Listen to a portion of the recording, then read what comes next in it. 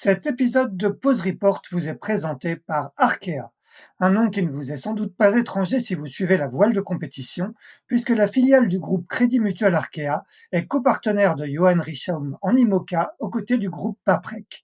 Le double vainqueur de la solitaire du Figaro s'alignera fin octobre sur la Transat Jacques Vabre Normandie-Le Havre avec Yann Eliès à bord d'un bateau dernier cri Paprec Arkea avant de s'attaquer à son premier Vendée Globe l'année prochaine. Arkea, acteur bancaire du développement des territoires, est également le partenaire titre de l'Arkea Ultimate Challenge Brest, dont le départ sera donné le 7 janvier 2024 de Brest. Un rendez-vous qui est particulièrement attendu, puisqu'il verra 5 pionniers se confronter pour la toute première fois sur une course autour du monde en solitaire et en ultime. Un challenge extrême qui marquera l'histoire de la course au large et que les 11 000 collaboratrices et collaborateurs d'Arkea sont fiers d'accompagner.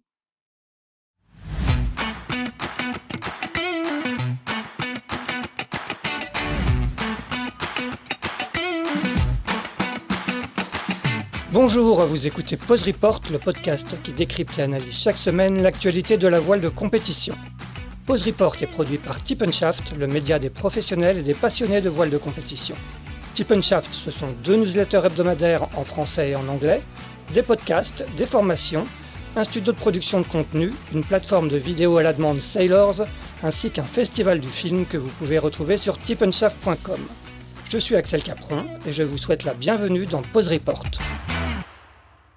Bonjour à tous et bienvenue dans ce 136e épisode de Pause Report, le podcast hebdomadaire de Tip & Shaft qui explique, décortique, décrypte et analyse l'actualité de la voile de compétition sous toutes ses coutures en compagnie des meilleurs experts. Nous sommes le lundi 16 octobre, il est exactement 18h27 et nous allons parler aujourd'hui de la Transat Jacques Vabre Normandie-Le Havre, dont le village ouvre ses portes le week-end prochain, 8 jours avant le départ de la course le 29 octobre. Pour nous accompagner aujourd'hui, 2 skippers de la classe IMOCA qui ne courent pas sur des foilers flambant neufs, mais sur des bateaux à dérive, ce qui ne les empêche pas de nourrir des ambitions sur cette transat en double. Ils vont nous en parler. Le premier est normand, de Cherbourg exactement. Il compte 6 participations à la Transat Jacques Vabre, 5 en classe 40 et 1 en IMOCA. Il s'agit de Louis Duc, skipper de FIV Groupe Lantana Environnement. Il fera équipe avec Rémi Aubrin. Il nous écoute depuis le chantier V1D2 à Caen. Salut Louis. Salut Axel, comment ça va? Très bien, merci. Le second s'apprête quant à lui à disputer sa 3e Transat Jacques Vabre. Il sera accompagné de Félix de Navacelle sur Lazare. On entend sa petite fille en fond. C'est Tanguy le Turquet qui est arrivé ce matin au Havre sur son IMOCA, mais était déjà rentré chez lui. Alok Michelik. Salut Tanguy. Salut Axel, ouais désolé pour Mathilda qui fait un peu de bruit derrière, elle a pas compris que c'est un enregistrement. Pas de problème. Messieurs, juste avant de vous donner la parole, comme d'habitude, un rapide focus sur la course qui va nous occuper aujourd'hui. Cette Transat Jacques Vabre Normandie-Le Havre, dont ce sera la 16e édition. Pour ce qui est de la classe IMOCA, une participation record de 40 bateaux est attendue, avec notamment les derniers foilers mis à l'eau cette année, For People, Paprec Arkea, Massif Santé Prévoyance, mais aussi le plan Raison à dérive, Stand One d'Éric Bellion. Sur ces 40 bateaux, si j'ai bien compté, il y en aura 16 à dérive, dont ceux de Tanguy et de Louis. Les tenants du titre en IMOCA sont Thomas Ruyant et Morgan Lagravière qui, il y a 2 ans, avaient devancé les duos Charlie Dalin, Paul Meillat et Jérémy Bayou, Christopher Pratt. Louis, tu avais pris la 14e place avec Marita Barley sur ton bateau actuel. Tanguy, la 19e avec le Belge Denis Van Weinberg. Voilà, est-ce que j'ai été bien complet? Tanguy, bien arrivé au Havre, toi, à la suite de ton voyage? Ouais, alors très complet, parfait pour ce petit briefing d'accueil. Et oui, on est bien arrivé au Havre. On a été accueillis avec une température proche des 3 degrés. Donc ça a été un vrai coup de froid d'un coup d'arriver en Normandie. On a quitté Lorient avec un beau 20 degrés, un grand soleil.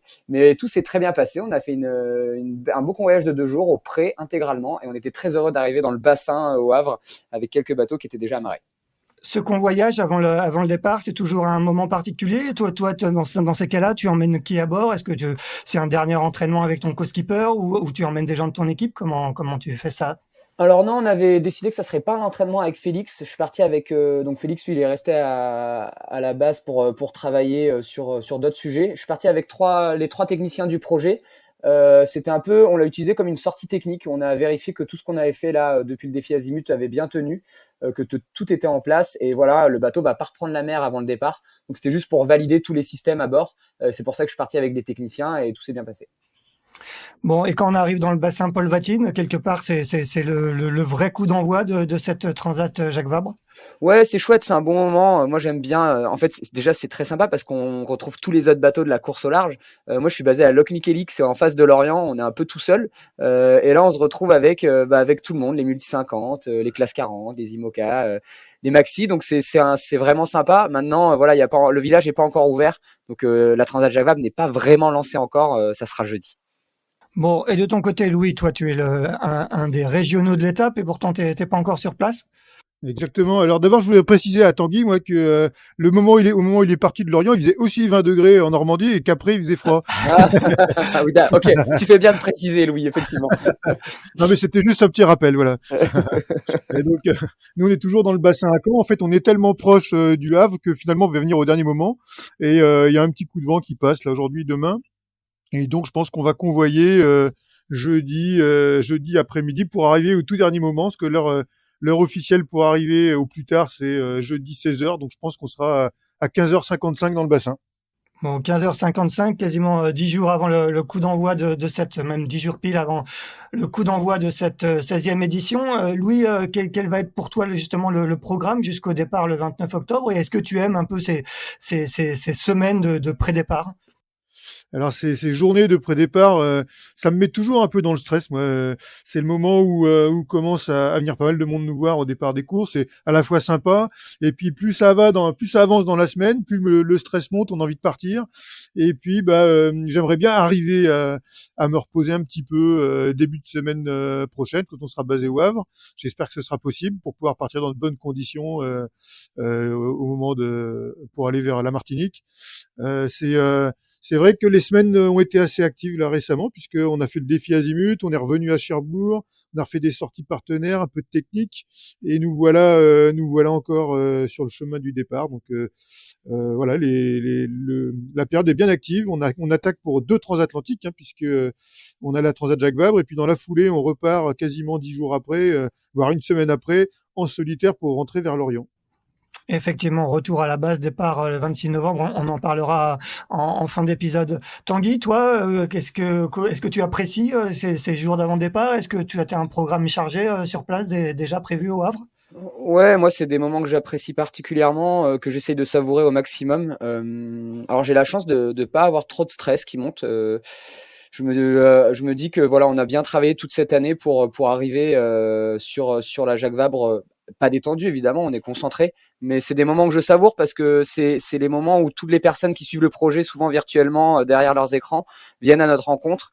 Je fais visiter le bateau à beaucoup de personnes et moi je me nourris pas mal de toute cette énergie que les gens me donnent et donc j'apprécie. Après mon programme, bah oui, il est chargé, on a beaucoup de médias, on voit les partenaires. Évidemment qu'on essaie de se reposer le plus possible parce qu'il y a l'enjeu de la double transat qui est importante et qui va être épuisante. Donc je vais me reposer, je vais faire un peu de sport. Voilà, enfin je vais essayer d'avoir une vie le plus normale possible pour un pré-départ de course, quoi. Et une vie familiale, notamment, que Clarisse Kremer, ta compagne, racontait récemment dans une interview, je crois, au Télégramme, que c'était compliqué de jongler pour elle entre l'Angleterre, les retours à Lorient avec une fille en bas âge. Elle mentionnait pas en plus un compagnon également skipper. Comment vous arrivez à gérer cette organisation familiale qui doit pas être forcément très très simple? Ah non, c'est sûr, c'est compliqué pour tout le monde. C'est même carrément galère, mais bon, on l'a choisi, donc on assume et c'est honnêtement, c'est que du bonheur. En fait, on a beaucoup de chance. On a une personne qui nous aide énormément. J'ai embauché ma petite sœur qui s'appelle Léna en logistique dans mon projet et en fait, elle fait de la logistique à mi-temps dans le projet et à mi-temps, elle prend le relais pour s'occuper de Mathilda. Donc dès qu'on est en mer, finalement, c'est le 3e parent, c'est elle qui s'occupe de Mathilda. Elle la connaît depuis qu'elle a 3 mois, elle vit avec nous. Donc Mathilda a un vrai repère, un vrai 3e repère pour elle. Donc ça nous offre de la stabilité et puis le fait de réaliser ces projets sans exploser de stress. Voilà. Louis, on va parler de ton historique avec la Transat Jacques Vabre. Comme je le disais en introduction, tu comptes 6 participations à ton actif, 5 en classe 40, une en IMOCA. Si tu devais en retenir une en particulier, ça serait laquelle? Ah, c'est difficile à dire, hein. La première job que j'ai faite, c'était en 2007 en compagnie de Jean-Édouard Cricioche. C'était sympa aussi parce c'était le tout début de la classe 40. Il y avait, je crois, une petite trentaine de bateaux. C'était une classe qui était en plein essor. C'était génial. D'ailleurs, c'est un essor qu'on retrouve encore en ce moment parce que là, il y aura encore 40 à 50 bateaux en classe 40 au départ. Les plus belles Transat Jacques Vabre, j'ai envie de dire quand même que elles étaient toutes belles, toutes différentes, bien sûr. Mais je crois que la dernière qu'on a courue en compagnie de Marie, c'était exceptionnel parce qu'on avait un projet de dingue. C'était inimaginable d'être au départ de la Jacques Vabre quelques mois avant. On avait un bateau en kit encore dans le chantier qu'on venait de racheter à l'état d'épave, qu'on a restauré. On n'avait pas de sponsor. Et puis d'un coup, tout s'est déroulé mieux que prévu et on a réussi à mettre à l'eau ce bateau au mois d'août, à naviguer, à être au départ de la Jacques Vabre, puis à faire une performance assez correcte sur cette transat. Donc pour moi, elle a été exceptionnelle cette Transat Jacques Vabre 2021. Toi, en tant que, j'imagine, en tant que Normand, il y a un attachement particulier à cette épreuve. Est-ce que tu ressens un peu ce côté un peu normand de cette Transat Jacques Vabre? On vous sollicite forcément plus avant le départ, notamment la presse locale. Exactement, c'est vrai que c'est assez sympa pour nous. De toute façon, dès qu'on est originaire d'un coin où par une transat, on est assez aidé en termes de presse et ça c'est génial, ça met bien en avant nos projets. On est quelques coureurs normands aussi à être présents sur la Transat Jacques Vabre et c'est vrai qu'à chaque fois, tous les Normands qui viennent au départ nous voir, c'est super sympa et puis on a la chance d'avoir France 3 Normandie qui suit beaucoup la Transat Jacques Vabre et puis tous les médias viennent nous voir spécialement aussi. Donc c'est vrai que c'est un bel atout d'être normand sur cette transat. Elle est presque plus intéressante pour nous que la route du Rhum, cette transat pour les Normands, en termes de retour presse. C'est vrai que c'est assez étonnant, mais c'est un événement qui arrive tous les 2 ans, qui a un historique de dingue. Au début, elle se court en solitaire. Je crois que la première édition, c'était en solitaire, avec un certain Alvar Nabir qui était déjà au départ sur son monocoque Cherbourg Technologie. Donc pour moi, elle a une histoire géniale, cette course. Effectivement, la première en 93, la seule édition courue en solitaire remportée par Paul Vatine, dont le bassin porte le nom. Où seront amarrés vos IMOCA? Tanguy, toi, 2 participations à la Transat Jacques Vabre. Une première qui s'était pas très bien passée parce que tu as dématé en classe 40 avec Luc Berry, si je me souviens bien.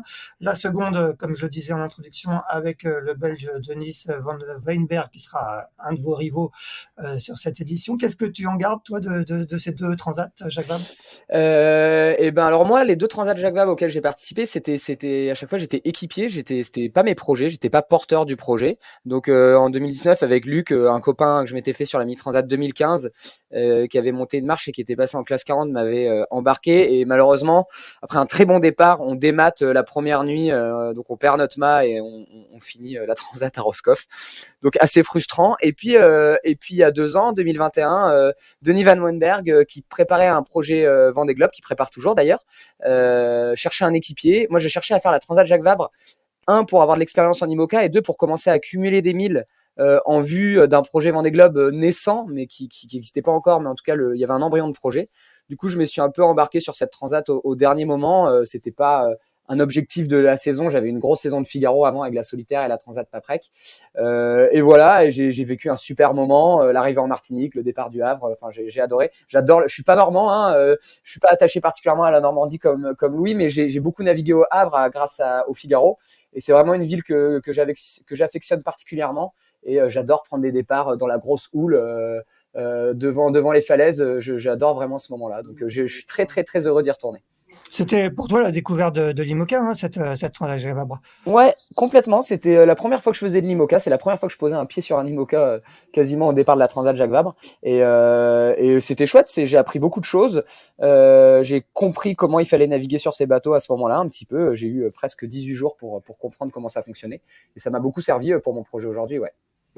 On va parler de vos bateaux respectifs, comme ils ont plusieurs fois changé de main depuis leur mise à l'eau. On va rappeler que FIV Groupe Lantana Environnement est un plan phare de 2006 lancé sous le nom de PRB pour Vincent Rioux pour la route du Rhum 2006.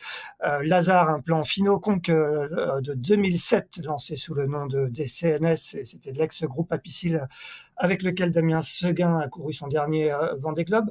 Comment l'un comme l'autre, vous les avez fait évoluer depuis que vous en êtes les skippers? On va commencer avec toi, Louis. Eh ben, écoute, c'est vrai que mon bateau, c'est à l'origine un plan phare, et c'est assez drôle parce que sur ce bateau, tout le monde a travaillé. Donc, alors, à l'origine, on a le plan phare. Ensuite, il a été modifié par Tanguy Delamotte avec une étrave VPLP. Nous, on a rajouté des dérives Verdier, de la structure et des nouveaux dessins, évidemment, du groupe Lombard. Voilà, on retrouve quand même tous les grands architectes sur ce bateau. Donc, c'est assez génial. Ça me fait penser à un sketch des inconnus. Que je vais pas reciter le truc, mais mais ça me fait un peu rire d'avoir tous les archis sur ce bateau. Je trouve ça super d'ailleurs. Ouais, donc ce bateau, donc on l'a récupéré effectivement. C'était le bateau de Clément qui avait subi un incendie en 2019 dans le bassin du Havre. Clément Donc Giraud, on précise. Clément Giraud, il était bien abîmé. Donc on l'a reconstruit, mais on s'est pas simplement contenté de le reconstruire. On l'a pas mal modifié. Alors on a d'abord commencé par reculer énormément les poids, modifier les ballasts, passer le bateau à la nouvelle jauge 2016. Voilà, parce qu'il y avait un grand changement dans la classe IMOCA à ce moment-là. Donc ça a permis de diminuer les angles de quille, rajouter des ballasts sur les côtés, enlever les ballasts d'inertie.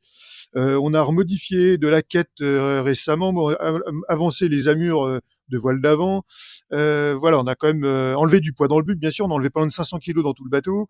Donc on a fait tous les ans, on a amélioré un petit peu le bateau, ou en tout cas on l'a mis à notre main pour avoir le bateau qu'on espérait avoir quand on l'a racheté. Quand on a acheté ce bateau, on travaillait avec l'équipe du groupe Lombard, qui sont super, et donc on avait imaginé le bateau qu'on espérait avoir au départ du Vendée, sans imaginer que ça soit possible. En tout cas, moi, j'avais du mal à me projeter, et au final, en 3 ans, on a modifié ce bateau et on a la plateforme exactement qu'on voulait. Ouais, d'autant que, comme tu le disais, il était quand même très, très sérieusement abîmé quand tu l'as récupéré. Exactement, il avait subi un incendie et donc il y avait une bonne partie de la structure à refaire. Il y avait le composite qui pendait un petit peu dans le bateau. Il y avait le bordé qui était abîmé, morceau de pont à changer, le roof à changer. Et puis il y avait beaucoup de matériel qui était un peu en suspens, on savait pas. Et en fait, on a pu sauver quand même beaucoup de matériel à bord. C'est-à-dire que les batteries, on a pu en naviguer 2 ou 3 ans avec, alors que c'était inimaginable. Batterie au lithium, hein, donc on sait ce que c'est en ce moment. Et ben, on a pu en naviguer pendant 2 ans avec ces batteries-là. Il y a eu des électroniques qui a été sauvée, qui n'était pas pensable non plus. Donc ça nous a permis aussi de bien réduire les coûts quand on a reconstruit le bateau. Ça nous a permis de naviguer la première année, puis ensuite on modifie, on améliore, et puis on va changer un petit peu de matériel pour être hyper fiable l'année du Vendée Globe l'année prochaine. Bon, sacré boulot, tout ça. Tanguy, de ton côté, est-ce qu'il y a eu autant de modifications que sur le bateau de Louis, ou tu t'es contenté de la plateforme que tu avais récupérée? Ah non, moi clairement, j'ai pas eu un parcours du combattant comme celui de Louis, en tout cas pas techniquement. On a récupéré un bateau qui était déjà bien abouti, qui était pas une épave, parce que c'est vrai que Louis il a récupéré un bateau qui avait brûlé clairement, donc il y a eu un gros chantier. Je me souviens d'ailleurs avoir croisé Louis peu de temps après avoir acheté son bateau. Je sais pas si tu te souviens, Louis, c'était sur le terre-plein à Lorient, où tu avais l'air un peu fatigué parce que oui, tu étais en plein dedans, en plein dans le chantier, et tu savais pas trop où tu mettais les pieds. Je me disais, mais il est fou, c'est pas possible. Je me souviens bien, c'était pas gagné encore à Non, l'époque. c'était pas gagné à l'époque, ouais, tu savais pas trop. Et non, bah nous c'est un bateau ouais qui a fait le Vendée Globe avec Damien Seguin à Piscil en 2020. Moi le projet c'est évidemment de participer à mon premier Vendée Globe, de boucler la boucle. Je me suis pas réveillé dans les premiers pour me lancer dans le Vendée Globe. J'étais un projet assez tardif. Moi j'ai acheté le bateau au départ de la Transat Java en 2021. Je me souviens, on s'est mis dans un placard avec Damien sur le village de la Transat Java pour signer le contrat pour que personne nous voit. Et donc c'est à ce moment-là que j'ai acheté le bateau, sachant que c'était un des derniers bateaux à vendre. Et moi je voulais ce bateau particulièrement. J'avais déjà essayé de le racheter à Éric Bellion en 2016, mais c'était trop tôt pour moi. Finalement j'ai réussi à le racheter à Damien. Pour moi c'est un bateau super fiable qui reste un des bateaux performants dans sa sous-catégorie à dérive, si on peut dire ça comme ça. Et voilà, il cochait toutes les cases. Un bateau qui va pouvoir me faire le tour du monde. Alors nous, on n'a pas modifié grand-chose parce que c'est un bateau qui est passé pareil dans beaucoup de mains, qui commence à être très abouti. En tout cas, il a notamment fait un chantier chez Jean Le Cam pendant le Covid où ils ont tout changé à bord, la casquette, ils ont reculé les poids. Et aujourd'hui, c'est vraiment un super bateau, en tout cas de portant. Et pour le Vendée Globe, c'est parfait. Et nous, on se contente de le fiabiliser parce que ce qu'on met sur le haut de la pile, avant tout, avant la performance, c'est de terminer ce Vendée Globe. C'est un premier Vendée Globe. Voilà, je veux vraiment le terminer. C'est vraiment une case que j'ai envie de cocher. Et donc, c'est un moins gros projet technique que celui de Louis, ça c'est certain. Ouais. Ouais, et de toute façon, sur les marges techniques sur ce genre de bateaux qui ont 12-13 ans, qui ont été quand même déjà pas mal modifiés, j'imagine qu'elles sont pas énormes. Ben, en fait, si tu veux, on aurait pu se lancer dans un chantier foil, dire qu'on allait gagner, allez, peut-être 10% de perf sur le bateau en rajoutant presque 1 million d'euros dedans. Mais c'est comme si tu as un VTT et que tu vas rajouter des pneus de route dessus, ça fera un meilleur vélo, mais ça fera pas un bon vélo de route. Bah là, c'est un peu pareil. Nous, on a un bateau à dérive, un bon bateau à dérive. On pourrait rajouter des foils et terminer le Vendée Globe peut-être un peu plus rapidement, et encore, c'est pas gagné. Mais en fait, non, on préfère garder un bon bateau à dérive, fiable, qui va nous faire la boucle, et puis qui peut bien se positionner dans ce faux classement qu'on s'invente entre marins, mais qui nous fait plaisir, des bateaux à dérive. Louis, t'es d'accord avec ce que dit Tanguy? Est-ce que toi, le dossier foil, tu l'as étudié? Alors non, on est à peu près dans la même philosophie avec Tanguy. C'est sûr que il y a aujourd'hui un beau classement de bateaux à foil qu'on a nous-mêmes créés. Hein, en fait, c'est vrai. On est une bonne quinzaine de bateaux à se battre ensemble avec des projets qui ont évolué. Ce qui est assez sympa, comme le bateau de Tanguy, le mien, il y a Manu Cousin, il y a d'autres bateaux aussi comme ça qui ont aussi subi des transformations, qui sont des années 2008.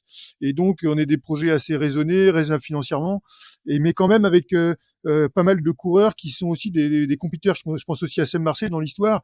On est des gens qui ont racheté des bateaux d'ancienne génération, mais aussi avec la volonté, je pense, de faire un petit peu de performance. Même s'il le dit pas, Tanguy, il ment complètement. Il a quand même envie de faire une belle performance dans les bateaux à dérive, c'est sûr. Il va Oui, pas me c'est faire sûr. croire ça. Oui.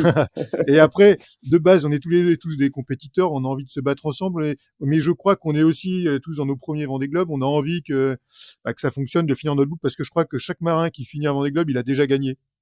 Tout le reste, c'est que du plus. Donc après, on se réinvente pas. Moi, quand j'ai un bateau dans les mains, je peux pas m'empêcher de le mettre à ma manière. Donc à essayer de bidouiller, à transformer des choses. Mais la base, quand même, c'est que quand on aura un choix à faire, il faudra le faire le choix raisonnable pour pouvoir terminer ce Vendée Globe du mieux qu'on peut. Ça, c'est une évidence. Après, il y a un bateau quand même qui a été intéressant, qui est le bateau MACSF, qui est aussi un bateau de notre génération, hein, qui a été construit en 2006 ou 2008 hein, pour le même Vendée Globe, qui était à l'époque Safran. Ouais, Et aujourd'hui, il a 2017, été ouais. 2007, ouais. Et il a été largement modifié par Isabelle Joche et Alain Gauthier, et ils en ont fait un super foiler.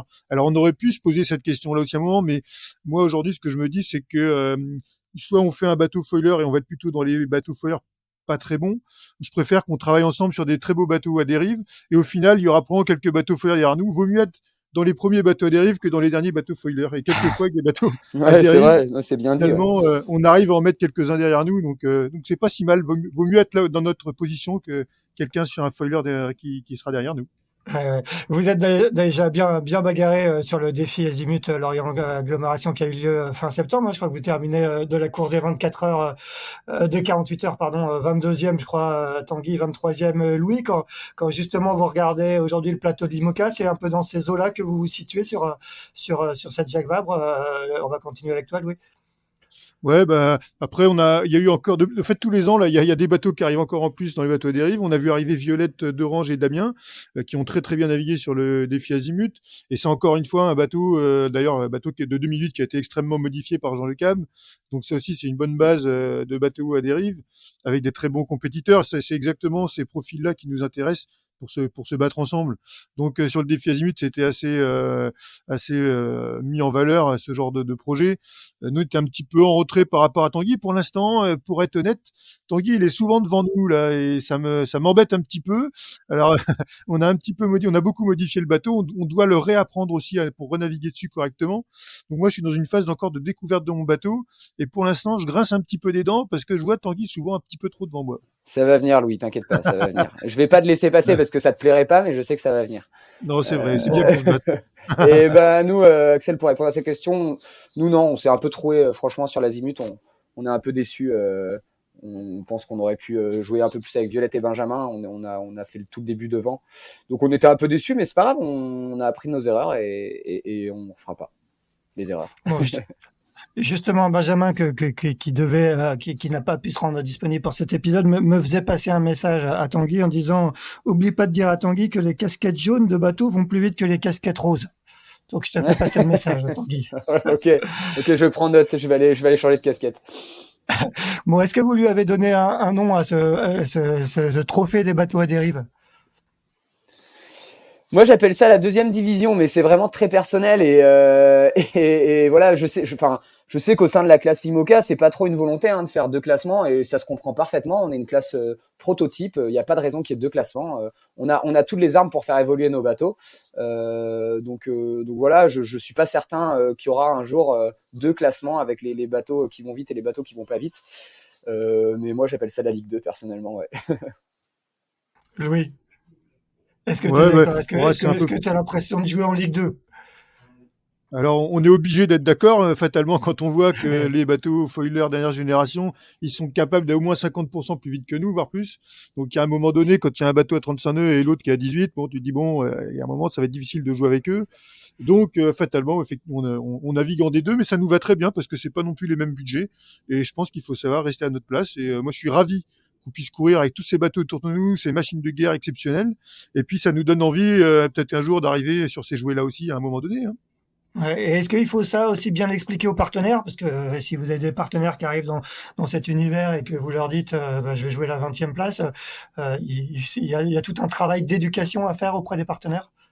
Ouais, mais en fait, il est assez bien fait parce que d'abord, quand on présente nos budgets, on présente aussi les budgets de nos voisins. Et donc ça montre aussi qu'on n'est pas sur les mêmes, sur les mêmes choses, sur les mêmes types de projets. Et puis, ça donne une perspective d'évolution. Le classement à dérive, en fait, il est très vite créé par les partenaires plus que par nous-mêmes, au final, parce que assez rapidement, ils savent très bien différencier les bateaux entre foilers et non foilers. Et finalement, c'est clairement eux qui le font directement. Donc, on n'a même pas besoin de le vendre. Ça se fait naturellement et ça, c'est super, par contre, parce que ça montre que nos partenaires, ils sont investis dans cette classe aussi, et puis qu'ils suivent, qu'ils comprennent bien ce qui s'y passe. Donc, pour nous, ça, c'est en fait une très bonne chose. Et il y a un nouveau bateau à dérive qui a été mis à l'eau très récemment cette année, Stand As One, le bateau d'Éric Bellion. Jean Le Cam vient de mettre à l'eau le Sister Ship en septembre et lui ne navigue pas sur la Transat Jacques Vabre, mais il fera la Transat Retour. Comment vous voyez, c'est un peu l'épouvantail de la classe, Tanguy? C'est un bateau du coup avec une carène très très récente, très moderne par rapport à vos bateaux. Ça va être un peu Ah l'étalon. ouais, c'est sûr ils foutent le bordel avec leur bateau là, parce que On était comment bien, nous. expliquer, non mais comment expliquer à nos partenaires que non, mais je rigole, je trouve ça génial, mais que effectivement c'est aussi des bateaux à dérive comme nous, parce que en fait, nous on dit les bateaux à dérive, mais c'est pas tellement le fait que ça soit des dérives ou des foils, c'est plus l'année du bateau, les évolutions, la recherche qu'il y a eu dessus, parce que t'as des vieux bateaux qui ont mis des foils qui vont moins vite que nos bateaux à dérive. Donc en fait, quand on dit des bateaux à dérive, moi, je dis un peu les vieux bateaux. Et finalement, Jean et Eric, avec leurs bateaux, ils ont des bateaux récents. Ils ont fait le choix de mettre des dérives, ce qui est une très bonne idée. Ils vont probablement pas gagner le Vendée Globe. Enfin, c'est un avis personnel et je leur souhaite de le gagner, mais probablement pas quand on voit les gaps de vitesse qu'il y a aujourd'hui avec les nouveaux foilers. Donc ouais, c'est un peu particulier parce qu'il y a de grandes chances que sur le papier, ils nous éclatent. Ils vont aller beaucoup plus vite. Et pour autant, on les met un peu dans la même catégorie que nous parce qu'ils ont des dérives. Je dis ça, pour l'instant, on n'a pas beaucoup comparé. On ne sait pas ce que ça donne. Le peu de bord qu'on a fait contre Eric là sur l'Azimut avant qu'il abandonne, il allait certes un peu plus vite, mais on s'aperçoit que l'IMOCA, c'est pas que la vitesse. Il y a aussi la gestion du bateau, la fiabilité du bateau. C'est des bateaux qui sont récents, qui sont jeunes. Il va se passer plein de choses. C'est sûr qu'aujourd'hui, je mettrai une petite pièce sur un de ces 2 bateaux-là pour finir en tête des bateaux à dérive sur le Vendée Globe, mais il y a plein d'autres choses qui vont rentrer en compte, ouais. Louis, comment tu vois toi ce bateau, ce nouveau plan en raison? Je trouve ça génial que Jean Le Cam et Éric Bellion se soient penchés là-dessus, parce que quand tu vois en classe 40 l'évolution qu'ont pu avoir les bateaux entre les nez pointus et les bateaux nouveau SCO, c'est exceptionnel les différences de vitesse qu'il peut y avoir. Alors en IMOCA, c'est compliqué. C'est très compliqué parce qu'effectivement ils se battent sur des tarifs de bateaux foiler, parce que le bateau d'Éric Bellion il vaut assez cher quand même, peut-être un tout petit peu moins cher qu'un bateau foiler, mais c'est quand même pas donné. Et donc, sa valeur de bateau est assez proche d'un bateau d'occasion en foiler. Ça, c'est une première chose. Donc, ce qui va être difficile pour ces bateaux-là, c'est d'arriver à faire des belles performances sur les courses d'avant-saison, sur les transats en double. Par contre, sur le Vendée Globe, moi, j'irais pas du tout dire quoi que ce soit, parce que quand on a vu ce qui s'est passé sur le dernier Vendée, les bateaux à dérive étaient quand même pas si loin que ça, les bateaux foiler à l'arrivée. Le prochain Vendée Globe sera un autre sujet, une autre problématique, mais je m'avancerai pas sur ce qui passera sur le prochain Vendée Globe et pourquoi pas un bateau dérive devant. Je sais pas. Ça, on laissera l'avenir dire la suite. Effectivement. Est-ce que par contre ça donne envie quand tu vois les nouveaux foilers, les bateaux de Charlie Dalin, Jérémy Bayou et autres? Est-ce que ça donne envie d'un jour avoir un bateau comme ça? On va continuer avec toi, Louis. ça me fait un petit peu peur ces bateaux parce que on les voit naviguer à plus de 30 nœuds, à lever le nez énormément et avoir des chocs assez violents. Malgré tout, je suis quand même extrêmement attiré par ça. J'aime beaucoup moi naviguer sur des rivers à foil, sur les modes, sur les wingfoils, tout ça. Et ça me passionne de voir qu'on est capable d'arriver à le faire sur des bateaux de 18 mètres. Et donc, moi, je rêve quand même d'arriver d'arriver sur cette génération de bateaux malgré tout. Et toi, Tanguy, quand tu vois par exemple le bateau de Clarisse qui est très très différent du tien, tu te dis est-ce que moi aussi j'aimerais un jour naviguer sur ce type de bateau? Ouais, moi c'est sûr que ça me fait carrément rêver. C'est des bateaux qui sont incroyables quand on prend les départs avec eux. Moi, je me souviens du Fastnet où Charlie Dalin est passé sous le vent au près à 22. Enfin, j'ai halluciné et c'est sûr que ça fait carrément rêver. Après, j'essaye d'être un peu mesuré, de me dire que j'ai déjà beaucoup de chance d'être là où je suis aujourd'hui, d'avoir un bateau, même si c'est un vieux bateau, de pouvoir peut-être prendre le départ du Vendée Globe. Voilà, je suis aussi dans une démarche de me dire qu'il faut se calmer avec le toujours plus et je me satisfais de tout ce que j'ai aujourd'hui. Si j'arrive à boucler mon Vendée Globe, déjà, je serais super heureux. Et est-ce que c'est une bonne idée de pousser le curseur toujours plus loin? Après, on rentre dans des débats d'écologie, de philosophie, tout ça. Mais voilà, j'essaye de me contenter de ce que j'ai et de pas être dans la frustration de me dire qu'il y en a d'autres qui ont mieux que moi. Je pense que c'est important. Je suis complètement d'accord avec ce que dit Tanguy. Je sais, Bon, Louis. bah, très bien. Ce sera pas toujours le cas, mais au moins c'est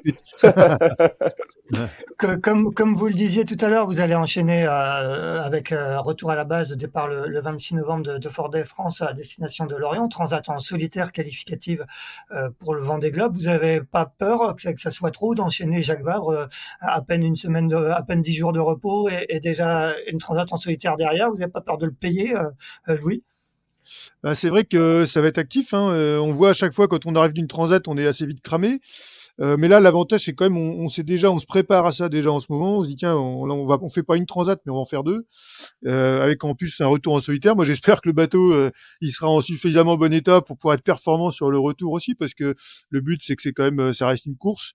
Alors, on est tous un peu à la recherche de 1000 de qualification pour le Vendée Globe, et c'est aussi pour ça qu'on a beaucoup de bateaux inscrits sur la course retour. Mais malgré tout, ça serait bien qu'on s'amuse bien et qu'on puisse faire de la régate aussi sur la transat retour à la base. Donc moi j'appréhende le fait quand même d'avoir un bateau nickel à l'arrivée et puis surtout d'être en forme physique pour pouvoir arriver à assumer ça. Tanguy, toi, tu l'abordes comment cette transat retour en solitaire? En fait, moi, je trouve que l'exercice, il est hyper intéressant d'enchaîner deux transats assez rapidement.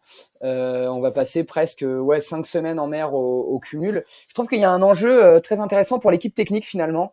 Parce que ça représente quoi? Un tiers du Vendée Globe. Alors c'est pas le même parcours, mais en temps passé en mer, ça représente un tiers du Vendée Globe. De réussir à ce que le bateau arrive à Lorient après deux transats en bon état, ça sera un gage de qualité du travail de l'équipe technique. Ça prouvera qu'on est capable de fiabiliser un bateau. Alors je vais pas dire qu'on va faire la transat Jacques Vabre en mode convoyage pour pouvoir faire le retour à la base correctement, avoir un bateau qui arrive propre. C'est pas du tout l'idée. L'idée c'est de voir si on peut tirer sur le bateau sur les deux transats à 100%, enfin pas loin du 100%, et que ça tienne et qu'on aille au bout. Évidemment, il y a cet enjeu 2000, même si je pense qu'avec Louis, on est un peu plus détendu que certains. Moi, vraiment, je vois là cet exercice de double transat dans sa globalité. Là, Jacques Vabre plus le retour à la base, avec un petit pit stop au milieu qui permet de souffler un petit peu. Mais je vais vraiment le vivre comme ça, l'exercice. Et je trouve que c'est top de pouvoir le faire un an avant le départ du Vendée Globe, pour pouvoir réajuster, notamment techniquement en termes de fiabilité, le bateau, si nécessaire, quoi. C'est vrai Justement, que ouais. c'est quelque chose de courant en fait finalement avant le Vendée Globe. Hein. Chaque transat Jacques Vabre avant le Vendée Globe se termine toujours par une transat retour en solo. Donc finalement c'est quelque chose de normal dans la préparation Vendée Globe a priori. Bon, et en plus, vous ramenez le bateau par la mer, c'est toujours plus écologique.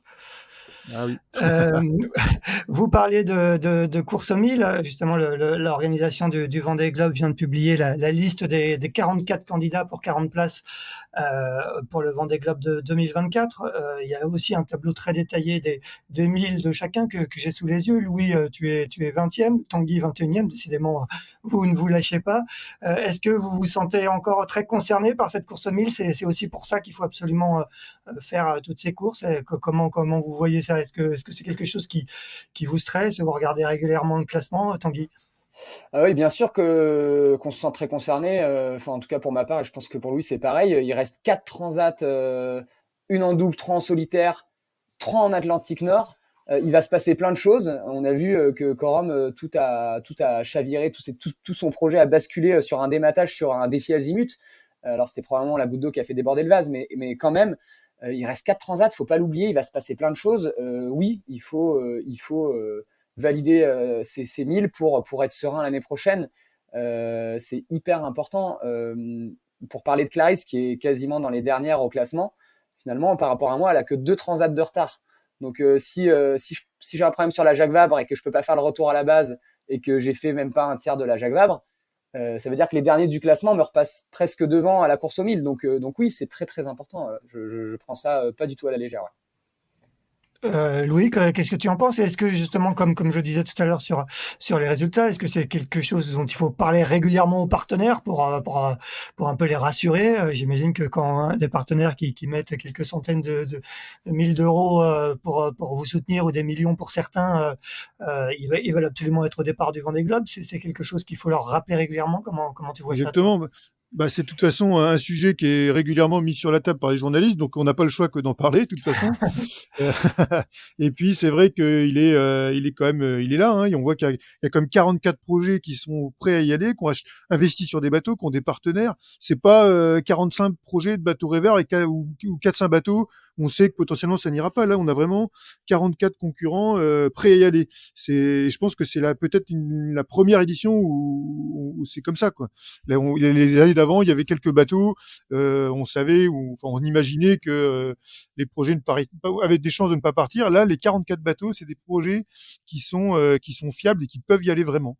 C'est ça qui change d'habitude. Et donc, la course 1000, elle est importante. Moi, je rêverais que les 44 bateaux puissent y aller parce que ça serait hyper triste d'avoir un de ces gars-là sur le carreau. C'est quasiment inimaginable, en fait, hein, de penser que un des gars qui se prépare depuis plusieurs années à trouver un partenaire, a investi sur un bateau, peut-être aussi a mis son argent là-dessus. Il y a quand même des projets où on est investi sur de nos bateaux. Je pense que Tanguy, c'est pareil pour lui. Et donc, avoir un projet qui s'écroule comme ça serait extrêmement triste. Donc peut-être, moi, je rêve en secret que l'organisation du Vendée Globe accepteront peut-être ces quelques bateaux-là à la fin. Et puis, bah, sinon, effectivement, nous, on est toujours aussi présents dans cette course aux 1000. On est dans le même cas que Tanguy. Je pense qu'on a à peu près les mêmes nombres de 1000. Mais bah, il y a des transats qui vont arriver. Alors, si on a fini la transat Jacques Vabre et le retour à la base correctement cette année, on sera peut-être un peu plus serein que les autres. Et ça nous permettra peut-être aussi de choisir l'année prochaine les courses à faire. Moi, je le vois comme ça. C'est que peut-être que l'année prochaine, on pourra faire le choix d'enlever une des transats en solitaire pour être un petit peu plus serein l'année prochaine. Ouais, parce que c'est engagé effectivement d'enchaîner après au mois de fin avril prochain Transat CIC, Transat anglaise et New York Vendée dans la foulée. Bah déjà, en termes de budget, c'est quand même quelque chose d'élevé, hein, parce que ça fait quand même 2 transats en solo à financer avec des inscriptions de courses, des assurances et tout ce qui va derrière. Donc c'est quand même pas anodin. Et puis, bah, à chaque fois que tu fais une transat en solo, c'est comme une prise de risque pour le projet. Et plus les chances se rapprochent, moins on a envie de prendre de risques. Hein, ça c'est évident. Et puis le fait de rentrer fin juin, il y a encore du boulot, un nouveau chantier pour remettre le bateau top nickel pour le Vendée Globe. Donc voilà, si on peut faire le choix à un moment d'enlever une transat, on n'hésitera pas à le faire, nous. En fait, ouais, ben c'est ça, c'est que l'année 2024, elle est extrêmement dense. Il y a 2 transats en Atlantique Nord en solitaire, un Vendée Globe. Alors oui, ça va tirer sur le bateau, sur le marin, mais aussi sur l'équipe technique. Et en fait, l'équipe technique, c'est un peu les garde-fous du bateau quand même. C'est eux qui font qu'on n'a pas trop de soucis en mer. Et là, ils vont se refaire un gros chantier à l'hiver, de décembre à mars. On fait un petit chantier parce qu'il y a la transat 6C qui arrive vite. On se fait une double transat où ils suivent en logistique et derrière ils se refont un chantier juin-juillet et après ça part sur le Vendée Globe. Et en fait, si eux ils sont cramés et qu'ils font pas du bon boulot, et ben derrière ça peut aussi rendre le projet bancal. Donc c'est vrai que la densité de course en 2024 peut amener à des problèmes techniques, je pense, sur le bateau. Et c'est vrai que je pense qu'avec Louis, on a cette ambition de bien terminer les 2 transats de cette année pour pouvoir se donner un peu d'air en 2024 et avoir un projet un peu plus confortable, un peu plus fiable dans tous les aspects, en termes de budget, en termes de pression sur l'équipe. Moi, c'est un peu comme ça que je le vois. Et ça, tu l'auras en tête quand tu vas naviguer, quand tu vas voir les bateaux à côté? Ou est-ce que tu auras tendance à peut-être mettre la pédale de temps en temps sur le frein avec cette idée en tête, ou une fois qu'on est sur l'eau, on est lancé, on redevient des compétiteurs à 100%? Alors absolument pas, tu sais bien que quand je suis à terre, je fais mon gars mesuré, mais quand je suis sur l'eau, je deviens complètement débile. Et non, je suis incapable de mettre le pied sur le frein avec mon bateau, c'est tout mon problème, mais j'y travaille. J'imagine que l'un comme l'autre, vous parliez de budget tout à l'heure, vous naviguez à peu près dans les mêmes eaux. Est-ce que vous pouvez nous dire déjà, est-ce que vous avez l'un comme l'autre bouclé vos budgets, et ça se monte à combien à peu près un budget, vos budgets respectifs? On va demander à Louis en premier. Alors moi, mon budget annuel cette année et l'année prochaine, il tourne autour de 650 000 euros hors taxe pour uniquement le technique. Hein. Je parle pas de communication, ça c'est le côté technique. Donc voilà, c'est D'accord, ouais. ça le budget. J'ai encore un petit peu à trouver pour l'année prochaine pour être sûr de pouvoir être bien prêt au départ du Vendée. Et alors, Tanguy? moi, c'est un petit peu particulier parce que j'englobe dans mon budget la communication et aussi, évidemment, la logistique des partenaires, parce que nous, on a plus de 20 partenaires sur le bateau et on leur propose un package pour activer le projet en interne chez eux, donc louer des vedettes, un plan de com, tout ce genre de choses, des banques images. Et donc, nous, on tourne avec un budget aux alentours de 1 million d'euros annuel. Et on s'aperçoit que l'année prochaine, il va manquer un petit bout parce que l'inflation nous a mis presque 20% dans les dents un peu partout. Si je pouvais trouver 200 000 de plus en 2024, avec toute cette logistique qu'il y a liée au Transat et au Vendée Globe, on serait hyper confort. Mais voilà, pour l'instant, ça tourne autour de ça. Et est-ce qu'il y a un chantier hivernal? Il y aura sans doute un chantier hivernal prévu, mais est-ce qu'il va y avoir des modifications, des nouveaux jeux de voile? C'est quoi le plan pour 2024? Le plan, c'est qu'en chantier janvier, février, mars 2024, on fait un chantier de fiabilisation du bateau où on fait les dernières modifs importantes qu'on pourra tester sur les Transat CIC et New York Vendée et où on fiabilise les pièces, les systèmes pour bien les mettre à l'œuvre et voir que ça fonctionne, que ça tient dans la durée. Et on va refaire un petit chantier de remplacement de pièces en juin-juillet où là, on modifie rien, on prend ce qui a fonctionné, on enlève ce qui est usé et on remplace par du neuf pour aller faire le Vendée Globe et que ça puisse tenir les 3 mois de mer, tout simplement. Et de ton côté, Louis? Et nous, bah non, on a un tout petit chantier, on va couper 6 mètres d'étrave, reculer la quille d'1,50 m, deux, trois bricoles, quoi. Non, Comme on a d'hab. arrêté là. On s'est dit que les dernières grosses modifications, on les faisait cette année. Et maintenant, on est dans la mise au point, finition du bateau, rajouter peut-être un peu d'électronique, si on peut changer de pilote, ce sera parfait. Et puis, vraiment mettre au point tout démonter. On voit bien que c'est des bateaux aussi qui ont un petit peu d'âge et qui méritent aussi beaucoup d'attention sur toutes les petites pièces techniques, les vérins de quilles, les safrans, les paliers, les démontages de quilles et tout. Donc on va tout éplucher, tout démonter sur ces 3 mois d'hiver. Et puis un petit chantier cosmétique de peinture pour que le bateau soit hyper nickel à présenter au Sable d'Olonne. Et puis pareil, on finira après la CIC, après Vendée, New York Vendée, tous ces courses-là, on fera un petit chantier de remise à niveau pour que le bateau soit dans ses chaussons au Sable d'Olonne. Bon, bah, très bien. Bah, d'ici là, il y a une Transat Jacques Vabre à disputer. On va terminer là-dessus. Juste un petit mot. On n'a pas parlé de vos co-skippers respectifs. On va quand même les présenter rapidement. Louis, on va continuer avec toi. Rémi Aubrin, tu peux nous dire à nos auditeurs qui il est et comment vous vous êtes rencontrés? C'est une légende déjà, faut le Une dire ça, légende. lui. Alors C'est une effectivement, légende. Rémi Aubrin, c'est quelqu'un d'extrêmement connu dans le milieu de la voile et Bien extrêmement évidemment. inconnu dans le milieu du grand public. Mais par contre, c'est vrai que c'est quelqu'un de super. C'est un dessinateur de voile. Il a créé, je crois qu'il est à l'origine de la voilerie All Purpose. Aujourd'hui, il est passé Incidence et donc c'est un des dessinateurs de chez Incidence. C'est une pointure, on peut le dire. Et donc moi, je lui ai proposé de venir avec moi sur ce projet parce que d'abord, on travaille ensemble sur les voiles. Et puis ça me plaisait bien d'avoir quelqu'un qui a mis les pieds sur tous les bateaux, qui a vu tous les petits trucs, les petites améliorations de chaque bateau, les voiles de tout le monde, pour qu'il s'adapte un petit peu aussi à ma façon de naviguer quand il va redessiner des voiles pour la suite. Donc nous on a fait déjà la moitié de notre jeu de voile pour le Vendée Globe cette année. Et l'autre moitié l'année prochaine. Et donc, en vue de ces nouvelles voiles, j'ai envie qu'ils m'aident beaucoup à développer ma façon de naviguer avec ces futures voiles. Donc, c'est ça l'idée. Et puis, Rémi, c'est aussi quelqu'un de extrêmement agréable. À la fin du défi Azimut, il m'a dit, c'est bien, avec Louis, il y a pas besoin de parler. Alors, je sais pas si c'était positif ou négatif. Ouais, c'est vrai que Rémi est vraiment quelqu'un d'extrêmement gentil, presque anormalement gentil. Bon, et du côté de Félix de Navassel, qui est un ministre, hein, qui a fait du mini Ouais, et ben alors, comme beaucoup d'entre vous. moi, c'est un petit peu comme Louis, finalement, c'est un choix un petit peu intéressé. Félix, c'est mon directeur technique dans mon équipe. Faut comprendre par là que c'est lui qui chapeaute l'équipe technique et tout ce qui concerne la technique sur le bateau, qui organise les chantiers, l'approvisionnement des pièces, tout ça. C'est lui qui connaît le bateau par cœur. Et en vue du Vendée Globe, ça sera un peu mon interlocuteur privilégié à terre quand j'aurai des pépins techniques. J'avais très envie qu'il puisse connaître le bateau, mais aussi me connaître moi dans des situations en course, quoi. Et donc c'est comme ça que s'est construit le projet avec Félix, de l'embarquer sur la Transat Jacques Vabre. Indépendamment de ça, c'est un excellent marin qui a fait une très belle campagne sur la Mini Transat, qui a fait un tour du monde en famille, en bateau quand il était plus jeune. Et puis c'est un très bon copain, c'est quelqu'un avec qui on a beaucoup de choses en commun. Et voilà, je suis ravi de partir avec un copain sur cette course. Et ça va servir le Vendée Globe.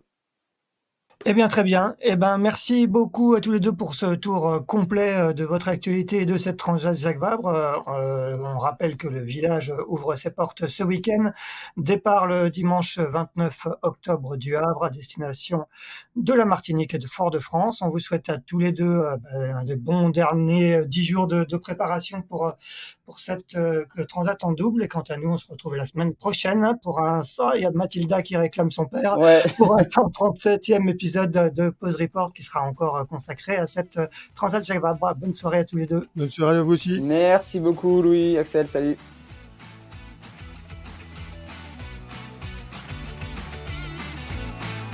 Merci d'avoir écouté cet épisode de Pause Report. N'hésitez pas à nous dire ce que vous en pensez en bien ou en mal et n'hésitez pas à le partager. Si vous souhaitez suivre l'actualité de la voile de compétition, je vous encourage à vous abonner à la newsletter de Tip & Shaft, envoyée chaque vendredi à 17h. Pour vous inscrire, ça se passe sur tipnshaft.com. À bientôt!